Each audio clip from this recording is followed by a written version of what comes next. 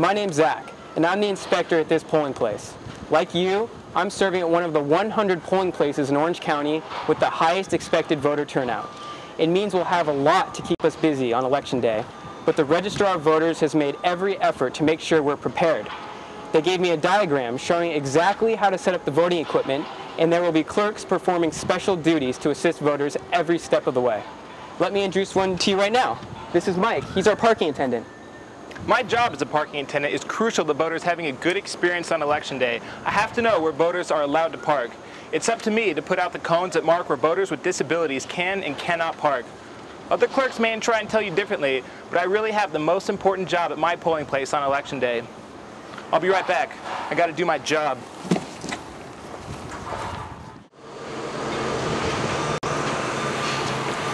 Excuse me, sir. This is a parking spot for voters with disabilities. Where should I park then? Let me see. Oh, right there. Great, thanks. You're welcome.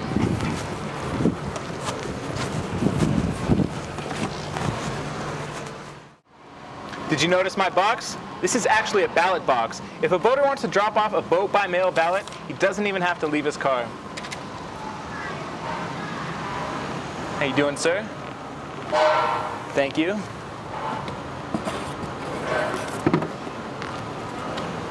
You may have a box or some other secure container, but whatever you have will save a parking space and reduce the number of voters inside your polling site. In many of our 100 highest turnout polling places, parking may be limited. Have a parking attendant like Mike communicate with voters and help them locate available parking spots. This will help prevent voters from becoming frustrated before they enter the polling place.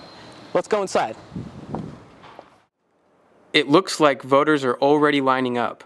It's a good thing we have a clerk to greet them at the entrance. As a greeter, it's my job to get everything ready so that the clerks inside can process voters quickly and efficiently. First, I look up the voter's name in this alpha list. I then put her precinct number and roster line number on the ballot card. I give the ballot card to the voter and instruct her to hand it to the roster clerk when she gets inside. This really helps the roster clerk so that he or she can help the voters moving through the line. I think it makes the voters in line feel better too. After all, they can see we are here to help them and answer their questions.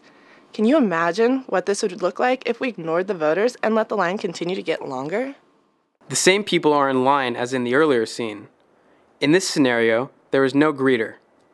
Voters are craning their necks to see what is happening at the front of the line.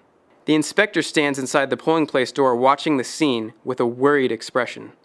The whole thing is loud and angry. Excuse me? You heard me. What is your problem? You. I don't even want to vote today. Oh, right. There we go. Let's move up a little bit. People are leaving. We might not always have a line of voters waiting throughout the day, but as soon as a line forms, I'll put this sign out letting folks in line know there is a short wait. The great thing about Karen greeting voters at the door and handing out the ballot cards is that people get the feeling that the voting process starts when they get to the polling place, even if they need to wait in line. And we're explaining what happens each step of the way. Once they get inside, they are taken care of right away. Let's go inside.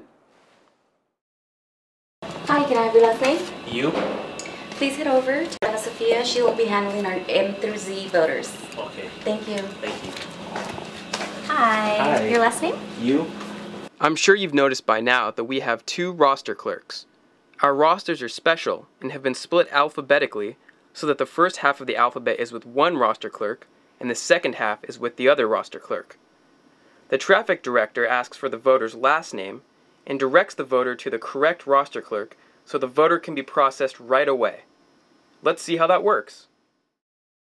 As the roster clerk, I receive the ballot card from the voter and look at the precinct number to select the correct roster. I look at the roster line number and turn to the page containing that line number. Then, I verify the voter's name and have them sign. After the voter signs the roster, I fill in the cross-reference number on the ballot card and return it to the voter, and the voter's on their way to the JBC clerk or the paper ballot clerk.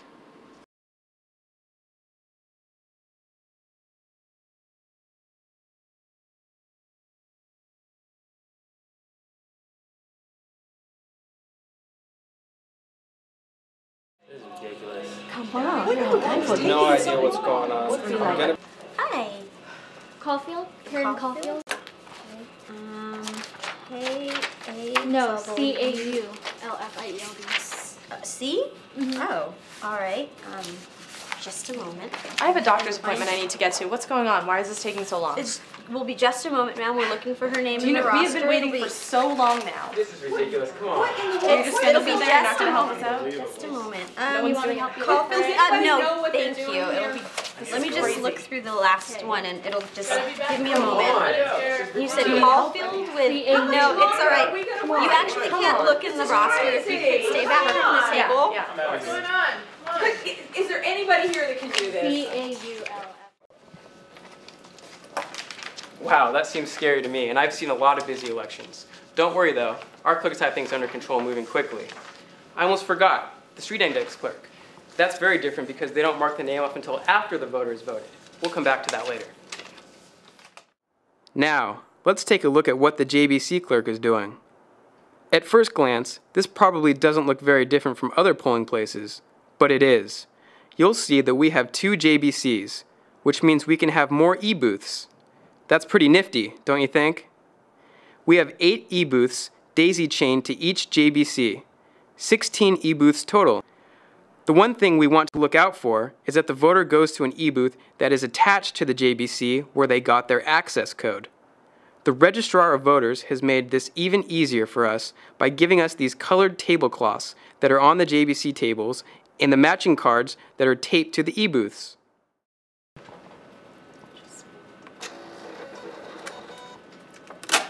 Take this code to any electronic voting booth in the red square, the first one right here. It's on the side of the room. Great, thank you.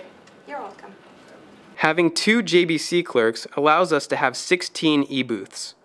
The maximum number of e-booths a polling place can have with only 1 JBC is 12. Look at what could happen if we had only 12 e-booths. What are we waiting for? Why can't I vote? I'm sorry, but all the e-booths are being used. As soon as there's one available, I'll give you an access code and you can vote. How long is that going to take? I can't say for sure. I shouldn't be more than a couple of minutes. That's what you told the last guy, and he had to wait a long time. You know what? First I waited outside, then I waited to sign my name, then I waited while they looked me up in some other book. Now I'm waiting here. Is this the best you people can do? Even nice people can become impatient when they're waiting in line to vote. That's why the Registrar of Voters has streamlined this process to make it quick and efficient. Don't forget, when you see a voter, go to them. Don't let them come to you. Well, we're almost through the entire process now.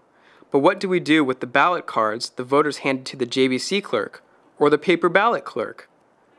The JBC and paper ballot clerks keep the ballot cards of all the voters except the provisional voters.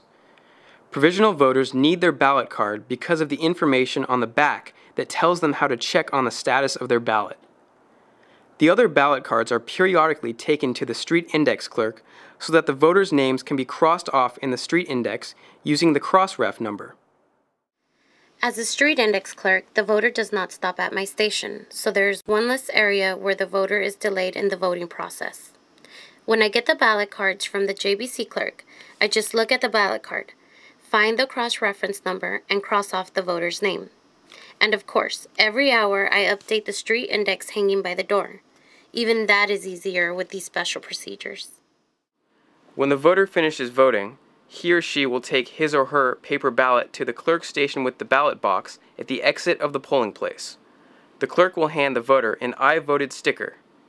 If he or she voted electronically, he or she will simply receive an I voted sticker from the clerk and exit the polling place. So now you've seen how we've modified our polling place to process voters in a timely and efficient manner.